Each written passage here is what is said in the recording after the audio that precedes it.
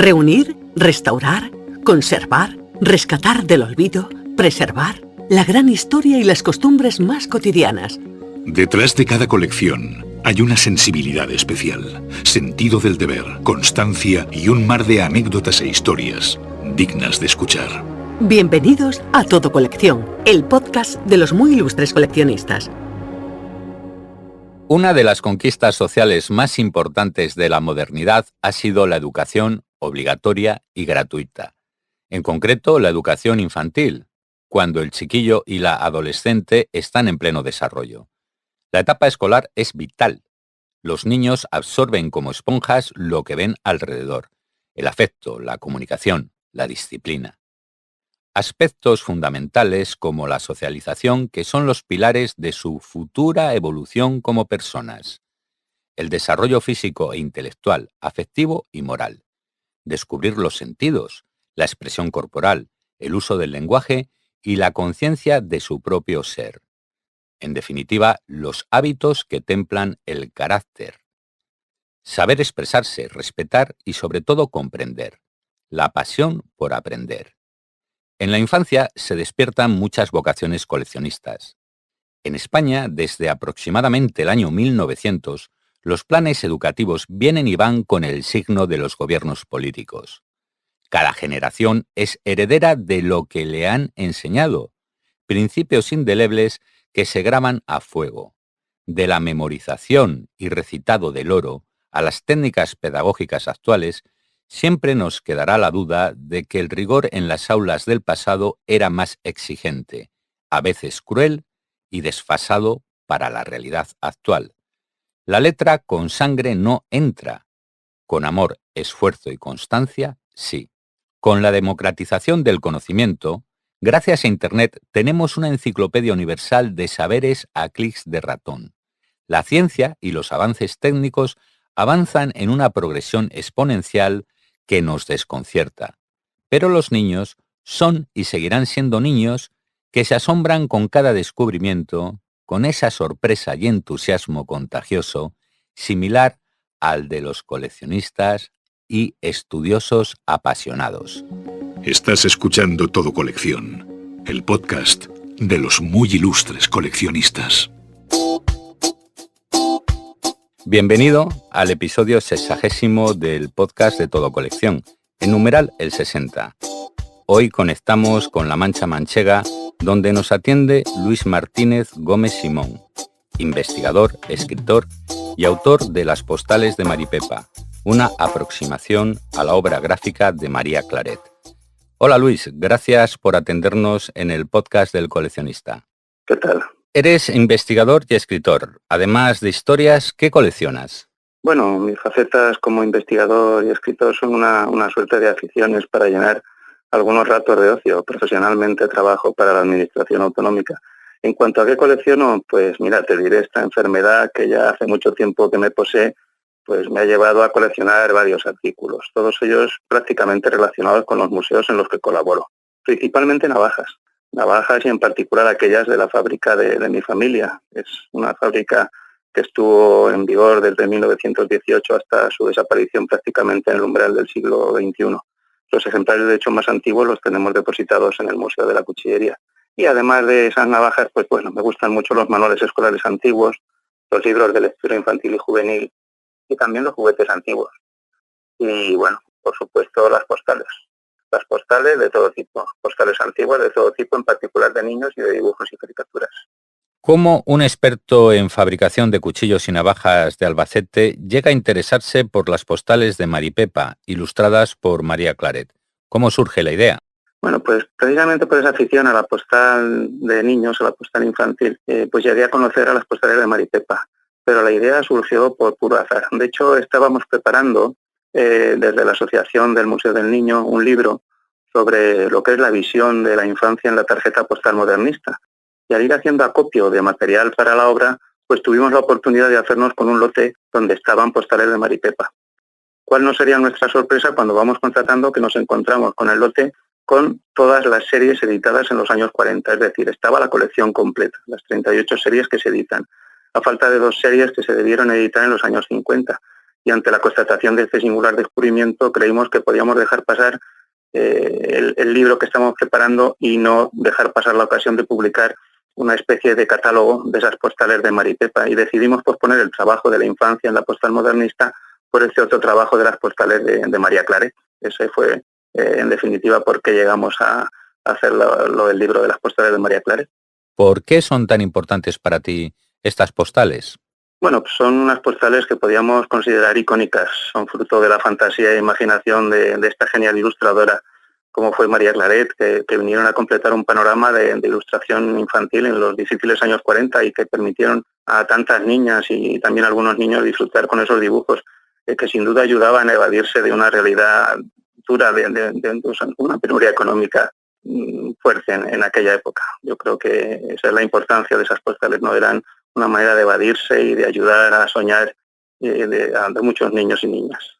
Durante la documentación de tu libro, ¿con qué sorpresas te encontraste? Bueno, en primer lugar, me sorprendió que no hubiese nada publicado ni escrito sobre la autora, sobre María Claret, y eso nos dejó un poco perplejos, ¿no?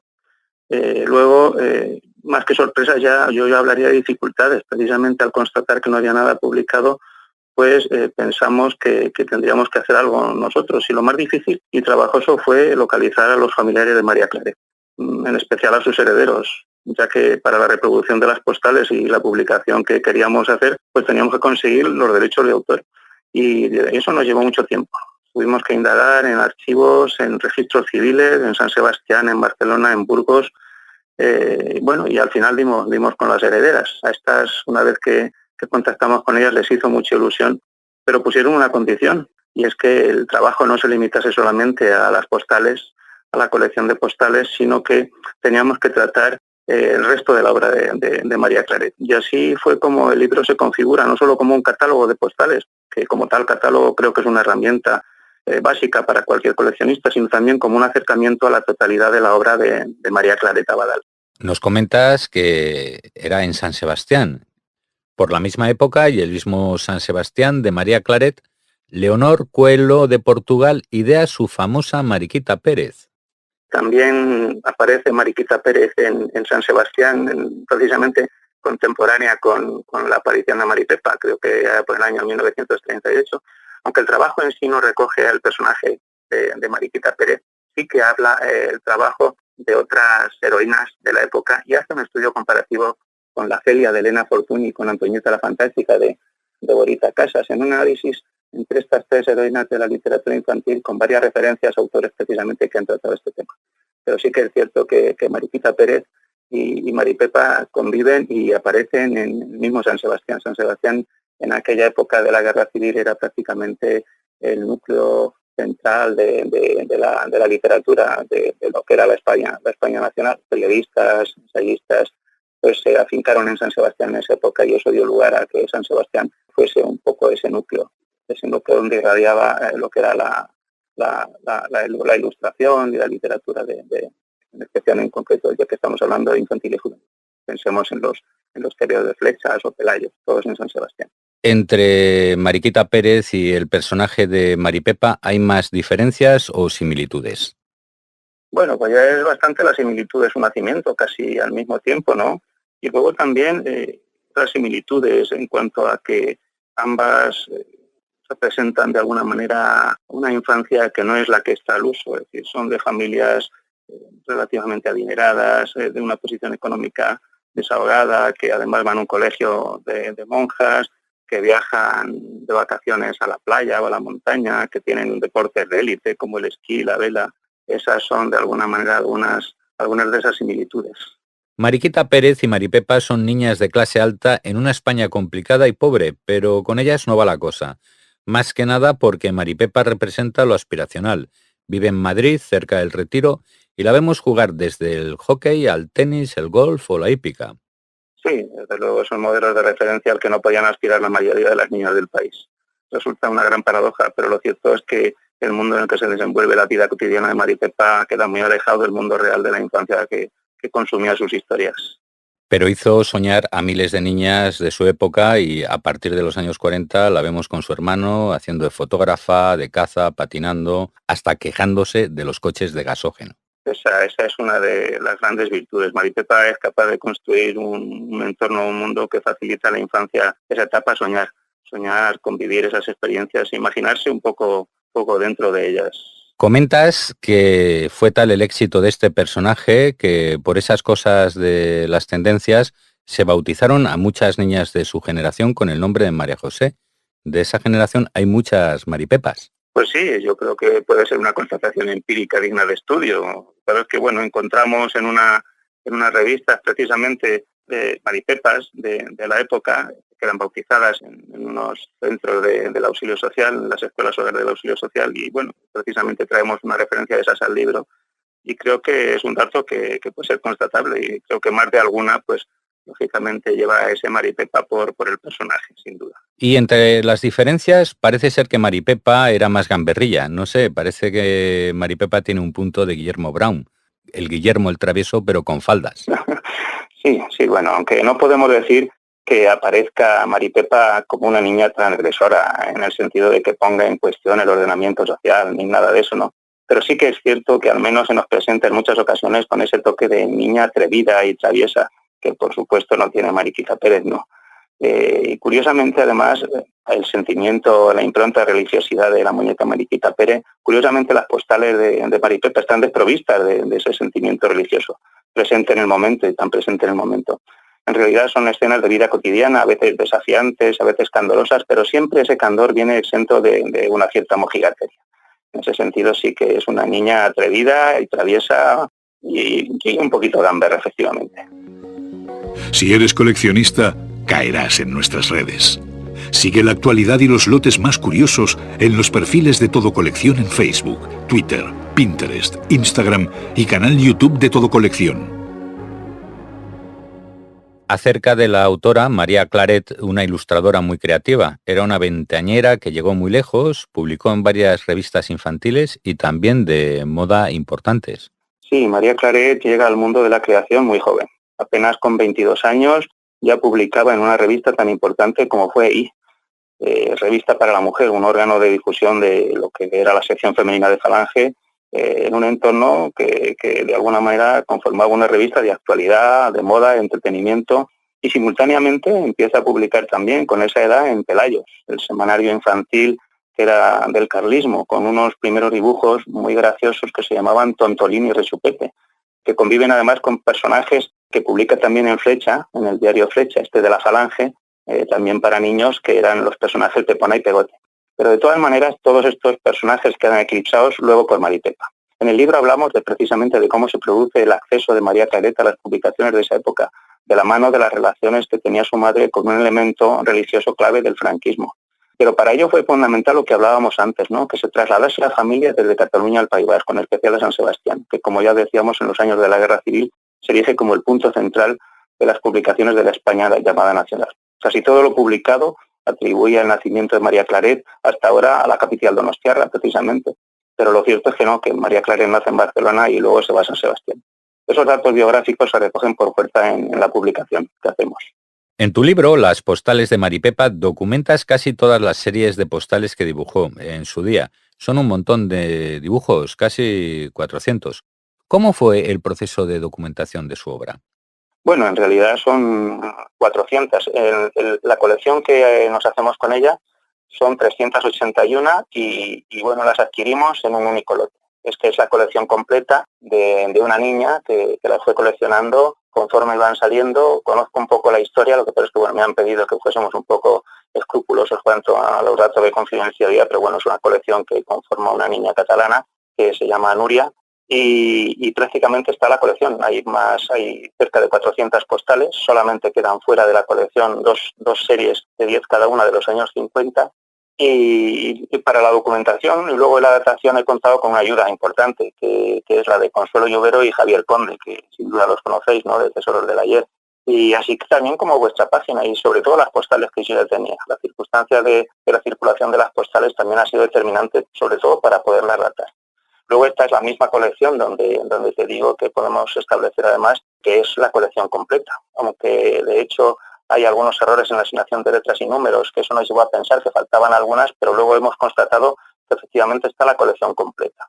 la colección completa que imprimió Industria Gráfica Valverde. Lamentablemente no hemos podido contactar con nadie de esta empresa editorial porque, a pesar de que hemos hablado con el Departamento de Desarrollo Económico del Gobierno vasco, no nos han podido dar datos de la Industria Gráfica Valverde, que fue la editora en aquella época, en los años 40 y 50, de las postales de Maripepa.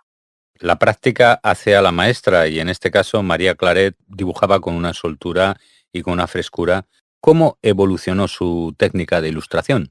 Bueno, en concreto en el personaje de Maripepa no hay mucha evolución porque será en una época determinada, ¿no? Pero sí advertimos esa evolución si nos detenemos en el estudio de sus primeros dibujos y de otros personajes. Precisamente el libro tiene un estudio comparativo de ilustraciones de los años 30, de finales de los años 30, de cuentos infantiles, con los cuentos infantiles que realiza luego en la última etapa de su vida, en los años 70. Y en este sentido es muy interesante unas imágenes comparativas de dos familias de conejitos separadas por casi 40 años de antigüedad. Ahí sí que se nota la evolución, como la figura en su última etapa es más redondeada, la figura va teniendo rasgos más blandos y no tan duros y tan rígidos como en su primera etapa. Las postales de Maripepa se llegaron a distribuir en el extranjero. Hablamos de la década de los 40. Por cierto, un saludo para los hermanos hispanoamericanos que también siguen el podcast de Todo Colección. Sí, para mí fue una sorpresa precisamente encontrar en vuestra página una postal de Maripepa escrita en francés. Yo desconocía que se había hecho una tirada o se habían hecho ediciones para fuera de España. La adquirimos y después de adquirirla hemos buscado precisamente en Francia, porque además tengo familia allí, también les he pedido que intentasen buscar estas postales, que en Francia a Maripepa la llamaban pimpet, pero a pesar de que hemos buscado durante unos meses y hemos seguido el rastro de esta postal, no hemos encontrado más. Y no creo que se editasen muchas precisamente para el mercado francés, si acaso esa única serie en los años 40 de esta postal que te digo que encontramos escrita en francés. En el culmen de su carrera, María Claret desaparece del mapa como si se la hubiera tragado la tierra. Pues sí, la verdad es que es sorprendente, ¿no? Porque cuando estaba en lo más alto, desaparece el personaje de Maripepa, dibujado por María Claret. Bueno, yo creo que después de haber hablado con la familia, fue de alguna manera pues el ejercicio de la maternidad y su dedicación a otras aficiones hace que María Claret abandone durante más de 20 años el mundo de la ilustración. No solamente deja de pintar a Maripepa, sino que deja también su actividad como ilustradora en otros medios y en otras revistas. Pensemos además que las postales dejan de editarse en la primera mitad de los años 50 y que sus últimos dibujos del personaje Maripepa en lo que son los cuadernos de Maripepa son del año 1956. A partir de ese momento Maripepa luego es dibujada por otra persona, pero eso es un periodo muy efímero, sobre todo comparado con los 3 largos lustros donde Maripepa es ilustrada por María Claret. Y regresa sobre los años 70, ¿no? Con un estilo que también ha dejado huella. Sí, es una nueva etapa. Es una nueva etapa cuando ya ha cumplido 60 años, ya tiene más tiempo y retoma el dibujo infantil. Retoma el dibujo infantil con unas bonitas creaciones de cuentos para niños. Pero ahora no solamente se limita a las ilustraciones de los cuentos, sino que elabora ella misma el cuento en su totalidad. Es decir, hay una faceta creativa también en el ámbito literario. Afortunadamente, estos trabajos de madurez llegan a ver la luz gracias a la relación que María Claret mantiene con Concepción Cendrera, que era de la editorial Juventud, y quizá una de las personas que además de su familia más nos pudieran haber hablado de la faceta creativa de María Claret al apostar por ella y hacer que la obra de María Claret se difunda por los 5 continentes. Lamentablemente, precisamente Concepción Cendrera, hablando con Luis, un sobrino suyo, nos comentaba que había fallecido hace poco tiempo, siendo casi una mujer centenaria, pero sí que le unía una estrecha relación con María Claret.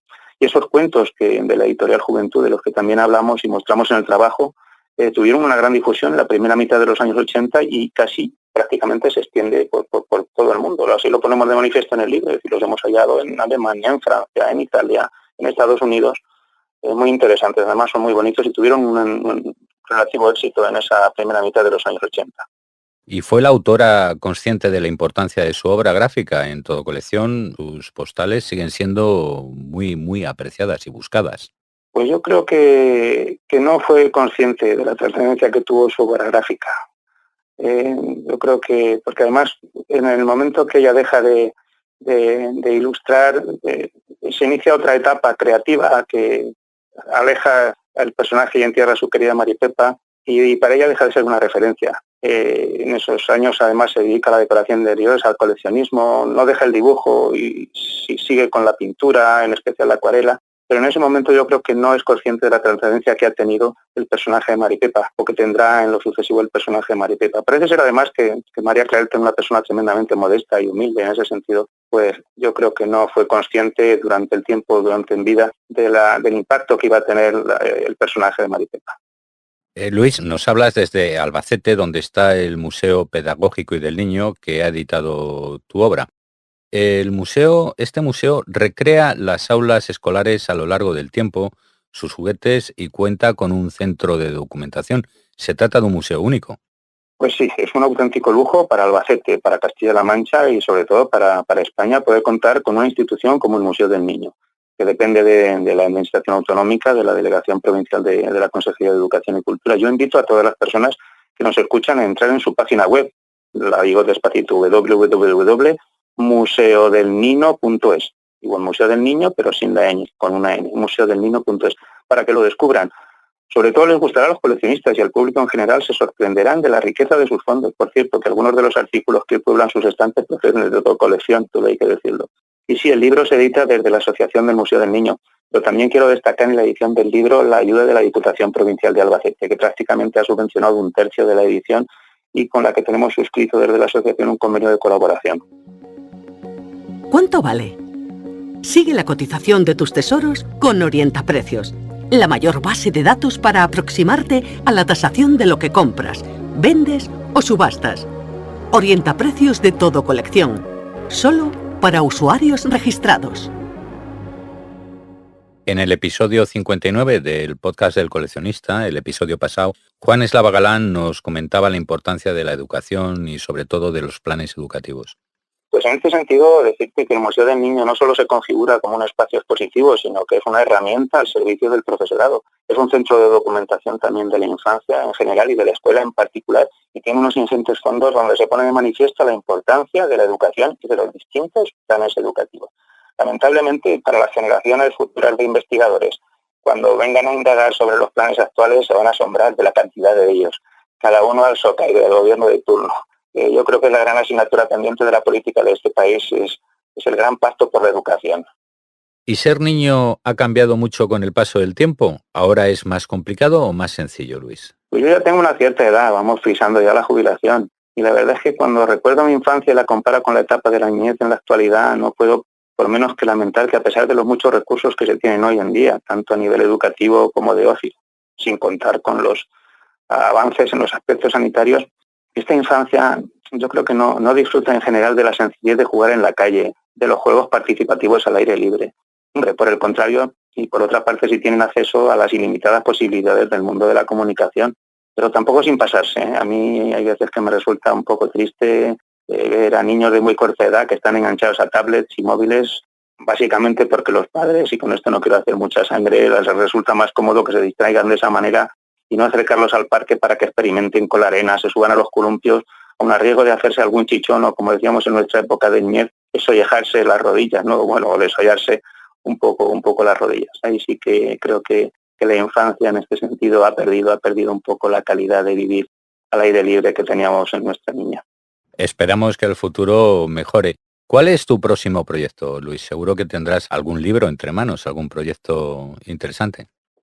Bueno, pues en realidad sí. En realidad el futuro proyecto, más que proyecto, ya es una realidad. Y es el libro que dejamos aparcado precisamente cuando surgió la posibilidad de hacernos con las postales de Mari Pepa y cambiamos. Es decir, el libro que ahora mismo hemos terminado ya. Es un libro que trata de la visión de la infancia en la tarjeta postal modernista, se llama así, la infancia en la tarjeta postal modernista. Y es un trabajo en el que nos hemos divertido mucho. Es un trabajo al estilo también de las postales de Mari Pepa. Es un trabajo que ya está terminado y que hemos presentado precisamente al Ayuntamiento de Albacete dentro de una línea de ayudas que tiene para la publicación y que esperamos que vea la luz en el próximo otoño. Yo creo que va a ser un proyecto también muy interesante y que va a ser un libro que va a tener también una cierta relevancia en el mundo del coleccionismo también. Sí, el modernismo, bueno, que no confundir con el Art Deco. Llega el momento del minuto de oro, el del consejo para los coleccionistas.